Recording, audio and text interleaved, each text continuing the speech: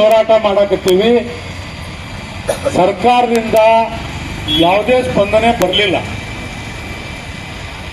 ಆದರೂ ನಾಮಕಾವಸ್ತಿಗೆ ನಾವು ಪ್ರತಿಭಟನೆ ಕುಂದಿರ್ತೇವೆ ಅಂದ ತಕ್ಷಣ ನಾವು ಆಲ 2400 ಖರೀದಿ ಮಾಡ್ತೇವೆ ಅಂತ ಹೇಳಿಕೆ ಕೊಟ್ಟರು. 2400 MSP ರೇಟ್ ಸರ್ಕಾರಕ್ಕೆ ಎಚ್ಚರಿಕೆ ಕೊಡ್ತಾ ಇದ್ದೀವಿ.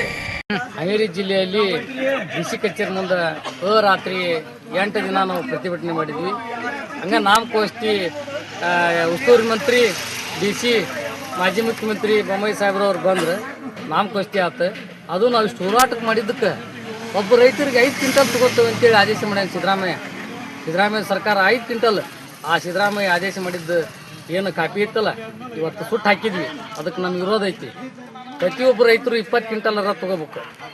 ಅದು ಎಲ್ಲಿ 5 ಕ್ವಿಂಟಲ್ ಎಲ್ಲಿ ತಗೊಂತಾನ ಗುತ್ತಲ್ ಕಡೆ ಹೋಗ್ಕಂತ ನಾವು ಶಿಗ್ಗಾಂವ್ ಸವಣೂರು. ಅದಕ್ಕೆ ಎಲ್ಲ ರೈತರಿಗೆ ವಿನಂತಿ ಮಾಡ್ತೀನಿ, 8ನೇ ತಾರೀಕಿಗೆ ಹೆದ್ದಾರಿ ಮೊಟ್ಟೆಬಣ್ಣೂರು ಹೆದ್ದಾರಿಗೆ ಕರೆ ಕೊಟ್ಟೈತಿ ರೈತ ಸಂಘ. ಪ್ರತಿಯೊಬ್ಬರು ಗೊಂಜಾಳ ಇದ್ದಂಥ ರೈತರು, ಟ್ರಾಕ್ಟರ್ ಇದ್ದಂಥ ರೈತರು ಎತ್ತು ಚಕ್ಡಿ ತಗೊಂಡು ಅಲ್ಲಿ ಮೊಟ್ಟೆಬಣ್ಣೂರು ಕ್ರಾಸ್ನ್ಯಾಗ ಅಡ್ಡ ಹಚ್ಚಿ ಸರ್ಕಾರಕ್ಕೆ ಬುದ್ಧಿ ಹೇಳತಕ್ಕಂಥ ಎಲ್ಲ ರೈತರು ಎಚ್ಚರಿಕೆ ಆಗ್ಬೇಕು. ನಿಮ್ಮ ಇಚ್ಛೆಯಿಂದ ಬರ್ಬೇಕು. 8ನೇ ತಾರೀಕು ನಿಮ್ಮ ಇಚ್ಛೆಯಿಂದ ಬರ್ರಿ ಪ್ರತಿಯೊಬ್ಬರು ರೈತರ. ಹೋರಾಟ ಮಾಡಕತ್ತೀವಿ. ಸರ್ಕಾರದಿಂದ ಯಾವುದೇ ಸ್ಪಂದನೆ ಬರಲಿಲ್ಲ.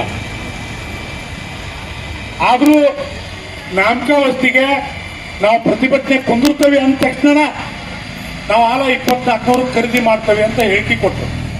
2400 MSP ರೇಟ್ ಸರ್ಕಾರಕ್ಕೆ ಎಚ್ಚರಿಕೆ ಕೊಡ್ತಾ ಇದ್ದೀವಿ. ಹಾವೇರಿ ಜಿಲ್ಲೆಯಲ್ಲಿ ಡಿಸಿ ಕಚೇರಿ ಮುಂದೆ ರಾತ್ರಿ 8 ದಿನ ನಾವು ಪ್ರತಿಭಟನೆ ಮಾಡಿದ್ವಿ. ಹಂಗೆ ನಾಮಕಾವಸ್ತಿ ಉಸ್ತುವಾರಿ ಮಂತ್ರಿ DC ಮಾಜಿ ಮುಖ್ಯಮಂತ್ರಿ ಬೊಮ್ಮಾಯಿ ಸಾಹೇಬ್ರವ್ರು ಬಂದ್ರೆ ನಾಮಕಾವಸ್ತಿ ಆತ.